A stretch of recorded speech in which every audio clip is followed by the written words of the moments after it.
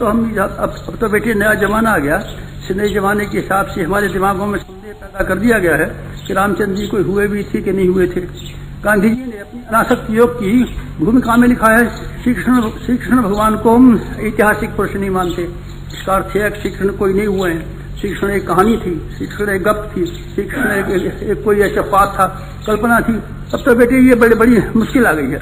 रोज हम अखबारों में पढ़ते हैं कि अयोध्या कहाँ थी और वो थी, अरे कोई अयोध्या नहीं थी, अरे साहब वो तो कहानी है, गप है तेरे महाभारत कभी नहीं हुआ था, अरे बेटे तुझे क्या बात कह रहा है तू, अरे साहब श्री कृष्ण भगवान तो किसी पंडित का, गीता तो किसी पंडित की लिखी हुई है, व्यास जी, अरे ऐसा भी 81 व्यास थे हुए, कब की व्यास हिस्ट्री से देखिए व्यास कहाँ है, कौन व्यास है, व्यास एक खिताब था, कोई ऋषि नहीं था। अरे बेटे ऐसा हमारा दिमाग चक्कर में आ गया। तो हम फेथ के आधार पर सारी दुनिया को, सारे मानव जाति का समाधान नहीं कर सकते। इसलिए ब्रह्मवर्चस्व जिसको हम प्रारंभ करते हैं, इसके हमने नए आधार और नए ग्राउंड दिए। हमने सारी मनुष्य जाति को चुनौती दी है। आइए हम आपका समाधान करेंगे। और आप क्या चाहते हैं? हम तो दलील चाहते हैं बेटे, हम दलील देंगे आपको। और आप क्या चाहते हैं? प्रत्यक्ष चाहते हैं। चलिए हम प्रत्यक्ष ही बताएंगे। प्रत्यक्ष हमारा कमजोर नहीं है, हम भागने वाले नहीं हैं। अब हम विज्ञान में बहुत आगे। कोई जमाना था जब हमारे हथियार बड़े कमजोर थे और हम भाग खड़े होते थे, कहते थे हमारा आधार जो है सिवाय श्रद्धा के और कुछ नहीं है।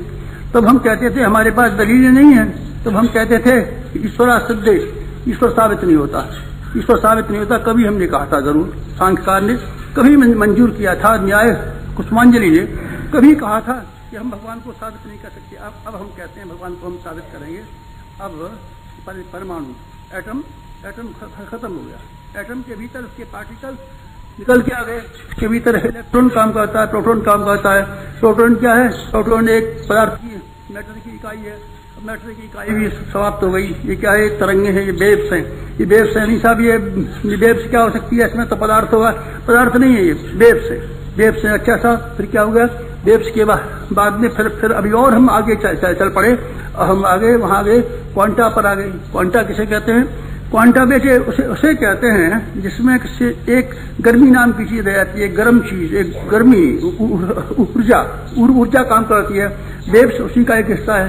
एटम उसका मोटा रूप है, पार्टिकल्स उसके मोटे रूप हैं, और आगे मोटे रूप है। हम वहां आ गए क्वांटा के ऊपर। और क्वांटा के संबंध में इकोलॉजी साइंस ने हमको ये बता दिया है, क्वांटा विचारशील है, इसके अंदर जीवन है, चेतना है। हम इकोलॉजी के सिद्धांतों को जो हम लोगों को समझाते हैं और हम लोगों को पढ़ाते हैं तो कहते हैं हर चीज विचार के हिसाब से जिंदा है। आदमी और पेड़ आपस में रिश्तेदार हैं। आदमी कार्बन डाइऑक्साइड थूकता है और पेड़ हमारे लिए ऑक्सीजन थूकता है। हम और आपस में रिलेटिव हैं और आपस में संबंधी हैं। इंसान जिएगा तो पेड़ जिएगा तो आदमी जिएगा। ये कौन है साहब? ये बड़े विचारशील की बात है। हाँ बेटे, बड़ा विचारशील है। कोई नेचर बड़ी विचारशील है, क्वांटा बड़ा विचारशील है। और अब हमने ये निश्चय कर लिया है कि जिसके बारे में लोग कहते थे जड़ है, सारा दुनिया जड़ है। पदार्थ विज्ञान कहता था सारी दुनिया जड़ है। अब हम उसे कहते हैं कि कोई जड़ नहीं है, चेतन है। ईशावास्य वेदगुण सर्वम यत्किंचित जगत्, केवल गॉड है। दुनिया में कोई क्वांटा नहीं है और कोई मैटर नहीं। और हम वेदांती भाषा में नहीं से बोलेंगे। और मित्रों, हमारे अंदर हिम्मत है और हमारे पास अब हम अकल है। उन्हीं के हथियारों को, उन्हीं के जूते से उन्हीं का सिर पीटेंगे। और हर आदमी से कहेंगे अकल के हिसाब से हम चलेंगे। और हम आपको पदार्थ के हिसाब से चलेंगे और लॉजिक के हिसाब से चलेंगे। और प्ली आपको देंगे और आपके सामने फैक्ट पेश करेंगे। और ये करेंगे, ये फैक्ट करेंगे कि ब्रह्म अर्थात विचारणा, अर्थात चेतना अपनी आप में जगह है और आदमी जड़ नहीं है और दुनिया जड़ नहीं है। मित्रों, ये ब्रह्म विद्या का हमको जरूरत इस बात के लिए पड़ी नए सिरे से, ब्रह्म वर्चस्व जिसके कि आप मेंबर हैं। ब्रह्म वर्चस्व जो हमारी भावी वाली क्रिया पद्धति है, शिक्षण वाली पद्धति है, इसका बेस बदल दिया है, इसलिए नवीनतम है। और ये क्योंकि इसकी जीवात्मा प्राचीनतम है। जीवात्मा को हमने छुआ नहीं, जीवात्मा को हम रक्षा करेंगे। पोशाक हमने बदल दी है, पोशाक दूसरी तरह की थी। पहले जमाने के आदमी दूसरी तरह की पोशाक पहनते थे। अब बेटी हम जैकेट पहनते हैं, कुर्ता पहनते हैं, हमारा बाप नहीं पहनता था। हमारा बाप रस्सीदार वो तनी की अगर पहनता था, इसमें यहाँ तनी लग जाए जैसे गुरुजी फिर आप क्यों पहनते हैं बेटा? अब हम इस जमाने के हिसाब से देखते हैं कि हमें कुर्ता जैकेट पहनना चाहिए, हमको अच्छा लग गया, हमने इसे बदल दिया। तो आपके बाप का लिबास क्यों नहीं पहनते? नहीं बेटे अब हम उसी को पहन के निकलेंगे तो लोग हंसी उड़ाएंगे, मजाक उड़ाएंगे, इसलिए अब हमको अच्छा नहीं लगा, हमने बदल दिया है। कोई हर्ज की बात नहीं है, बदल दिया तो क्या, कपड़े हमारे बाप भी पहनते थे, कपड़े हम भी पहनते हैं, कोई फर्क नहीं पड़ा। एक हमने बेस बदल दी है, ग्राउंड बदल दी है, इसलिए ब्रह्मचर्य नवीनतम और ब्रह्मचर्य प्राचीनतम है।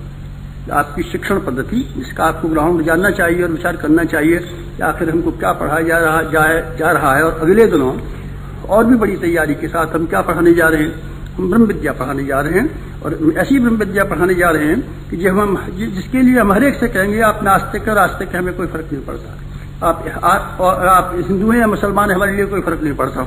लेकिन हम वहाँ हम नास्तिक और आस्तिक के भी झगड़े में नहीं पड़ेंगे। नास्तिक के लिए भी साइंस ऑफ सोल उतनी ज्यादा सही, उतनी ज्यादा प्रभावशाली है जितना भगवान के भक्त के लिए। हम भगवान के भक्त बिना भक्त में कोई झगड़ा करने वाले नहीं है और हम हिंदू और ईसाई के बीच में कोई फर्क करने वाले नहीं। ऐसा सारे विश्व के लिए ब्रह्म विद्या का नवीनतम कलेवर, इसको आप चाहें तो युग की नई सूझबूझ कह सकते हैं, एक युग का नया प्रतिपादन कह सकते हैं। ये आपकी संस्था जिस काम को शिक्षण करने के लिए चली है, बड़ा मजबूत ग्राउंड और दुनिया की कायाकल्प कर देने वाली, विचारों में क्रांति करने वाली दिशा धारा लेके चली है।